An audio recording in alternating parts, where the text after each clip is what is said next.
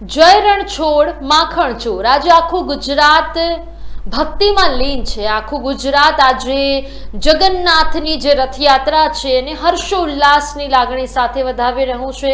હર્ષોલ્લાસની લાગણી સાથે રણછોડરાયના મંદિરે જઈને આરતી અને પૂજા કરી રહ્યું છે। ત્યારે દાહોદ જિલ્લામાં પણ જગન્નાથજીની જે રથયાત્રા છે, શોભાયાત્રા છે તે ઉજવાઈ રહી છે। રણછોડજીના મંદિરે વહેલી સવારે શ્રી જગન્નાથની યાત્રા નીકળી। શ્રી ભગવાન જગન્નાથની આરતી મહાનુભાવોએ કરી અને યાત્રાનો પ્રારંભ કર્યો। તો ચુસ્ત પોલીસ બંદોબસ્ત સાથે જગન્નાથની જે યાત્રા છે તે શાંતિપૂર્ણ માહોલમાં સંપૂર્ણ કરવામાં આવી છે।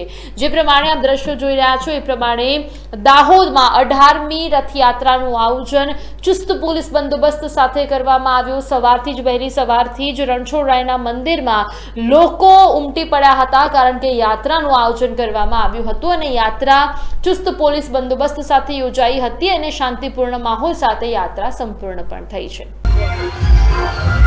જય જગન્નાથ। દાહોદ નગરમાં ભગવાન જગન્નાથજીની 18મી રથયાત્રા નીકળી ચૂકી છે। નગરની તમામ ધાર્મિક જનતાને જણાવવાનું કે ભગવાન આપને દર્શન આપવા આપના આંગણે પધારી રહ્યા છે, ત્યારે ભગવાનને આપણે વધાવીએ અને વધાવ્યા પછી આપણે યાત્રામાં જોડાઈએ અને આ યાત્રાને સફળ કરીએ।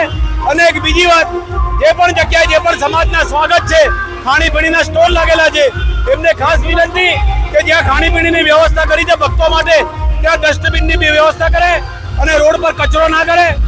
આપ સૌને ફરી એકવાર રથયાત્રાની શુભેચ્છાઓ। જય જગન્નાથ।